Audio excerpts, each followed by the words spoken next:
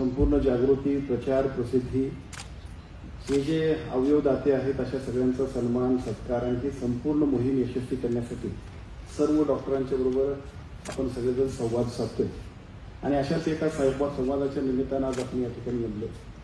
खरं तर आजच्या कार्यक्रमाच्या निमित्ताने व्यासपीठावर उपस्थित असणारे आमच्या आरोग्य विभागाचे संचालक सन्माननीय नितीनजी आंबाडेकर, सन्माननीय डेप्युटी डायरेक्टर नांदापूरकर सर, या संपूर्ण अवयवदानाच्या मोहिमेमध्ये खूप चांगल्या पद्धतीचं योगदान देणारे व्यासपीठावरचे सर्व सन्माननीय मान्यवर. अलीकडच्या काळामध्ये अवयवदानाचं महत्त्व आणि त्याची आवश्यकता असताना सुद्धा ज्या पद्धतीचं दुर्लक्ष होते त्या सगळ्या गोष्टींना आपण सातत्याने सामोरं जात असतो. विशेषतः व्यासपीठासमोर उपस्थित असणारे सर्व मान्यवर आणि त्याचबरोबर व्हीसीवरती जॉईन झालेल्या सगळ्या वैद्यकीय क्षेत्रातील सर्व सन्माननीय अधिकारी असतील, सर्व डॉक्टर्स असतील, आपल्या सगळ्यांच्यासाठी हे अभियान, हा कार्यक्रम आणि हा उपक्रम खूप महत्त्वाचा आहे. आणि म्हणून मला असं वाटतं की माझ्यासारख्या राजकारणात काम करणाऱ्या माणसांनी सुद्धा या सगळ्या अभियानाला खूप वेळ दिला. बऱ्याच वेळा असं होत असते की राजकारणी माणूस फक्त कार्यक्रमापुरता, भाषण करण्यापुरता आणि एखादं मोठ्या टाळ्या वाजवून पुढे जाण्यापुरतं काम करत असतो. परंतु मी तुमच्या सगळ्यांच्यातलाच एक सहकारी म्हणून मी काम करतो आणि ही समाजाची गरज आहे.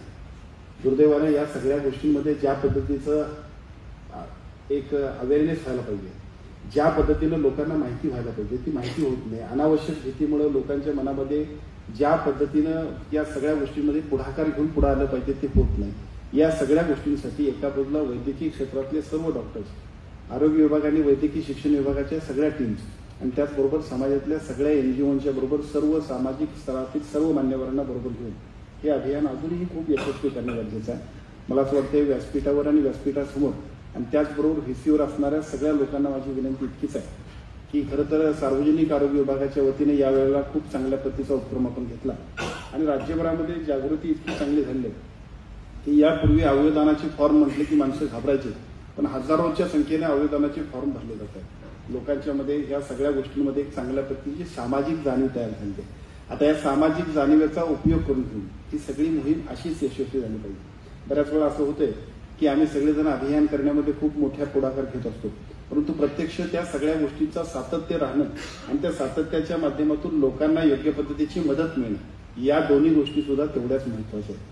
मला असं वाटतं की आजच्या कार्यक्रमाच्या निमित्तानं आपण या सगळ्या गोष्टींचा सुद्धा संकल्प करणं अपेक्षित आहे. या सगळ्या संकल्पाच्या माध्यमातून सातत्यानं हे केवळ एका दिवसापुरतं अभियान नाही तर संपूर्ण वर्षभराने निरंतर अशा पद्धतीने ही सगळी प्रक्रिया चालू राहिली पाहिजे.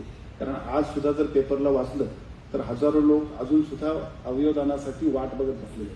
आपल्या सगळ्या ZTCC असतील, रोटो असतील, आपल्या सगळ्या यंत्रणा ज्या असतील, हेल्थ आणि वैद्यकीय शिक्षणच्या सगळ्या टीम्स असतील, त्यांनी राईटली या सगळ्या गोष्टींचा गायडन्स करणं, लोकांना योग्य गोष्टींसाठी प्रोत्साहित करणं आणि प्रोत्साहित करून सातत्यानं अवयवदात्यांचा सुद्धा, मला असं वाटतं 15 ऑगस्टला आम्ही हा कार्यक्रम ठेवलाय की 15 ऑगस्टला संपूर्ण राज्यामध्ये त्या पालकमंत्र्यांचे असतील ज्यांनी अवयवदान केले अशा सगळ्या अवयवदात्यांचा सत्कार आणि सन्मान आणि त्यांना एक प्रशस्तीपत्र सुद्धा आपण देतो.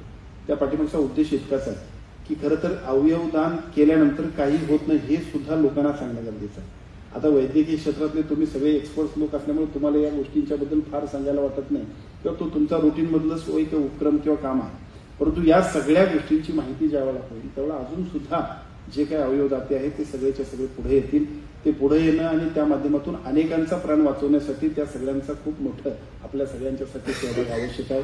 एका बाजूला जिवंतपणे केलेलं अवयवदान आणि दुसऱ्या बाजूला मृत व्यक्तीला ब्रेन डेड घोषित केल्यानंतर सुद्धा कमी काळ म्हणजे त्या कालावधीमध्ये त्या सगळ्यांचा सुद्धा उपयोग करून घेण्यासाठी ज्या पद्धतीचे अवयवदानाचे फॉर्म आपण भरतोय, त्यानंतरची यंत्रणा, या सगळ्यासाठी सुद्धा राज्य सरकारच्या वतीनं अत्यंत प्रभावीपणाने काम करण्यासाठी आम्ही मंडळी काम करतोय.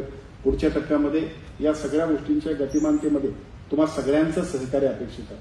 तुमच्या सूचना, तुमचं मार्गदर्शन आणि त्या मार्गदर्शनाच्या माध्यमातून योग्य पद्धतीनं सर्व लोकांना आपण ज्या पद्धतीच्या सुविधा देतोय त्या सुविधांमध्ये ज्या उपलब्धता आवश्यक आहे त्या सगळ्या करून देण्यामध्ये आम्ही सगळेच मंडळी अतिशय चांगल्या पद्धतीने काम करतोय.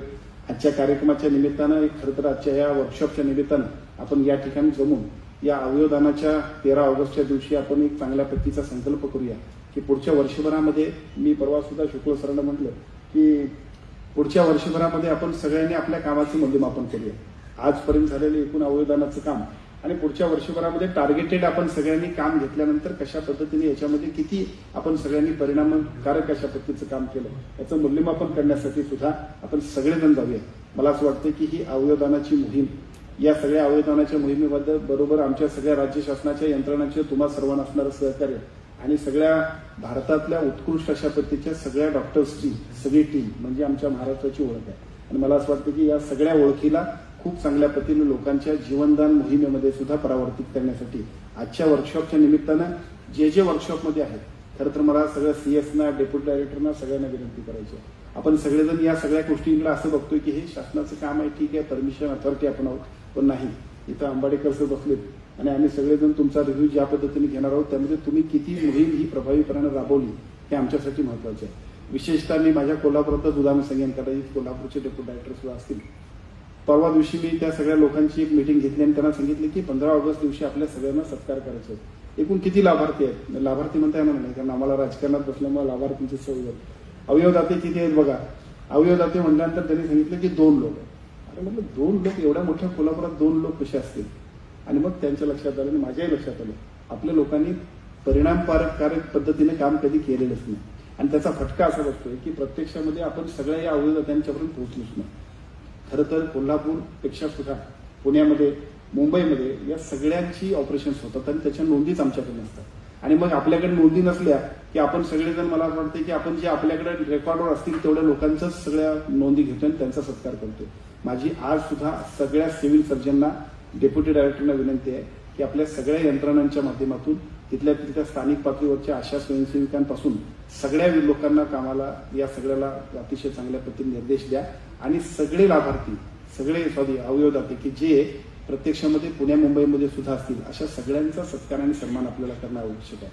त्या दिवशी या सगळ्यांचा सत्कार सन्मानाने हे सगळेजण सांगतील की होय मी अवयवदान केलंय, मी इतक्या वर्षानंतर सुद्धा ठणठणीत आहे. हे सगळे ज्यावेळी सांगतील त्यावेळी बाकीच्या लोकांचा उत्साह वाढेल आणि हे उत्साह वाढवण्याचं काम भविष्य काळामध्ये ही अवयवदानाची सगळी संपूर्ण जी मोहीम आहे ती अधिक प्रभावीपणे राबवण्यासाठी आपण सगळेजण पुढे जाऊ.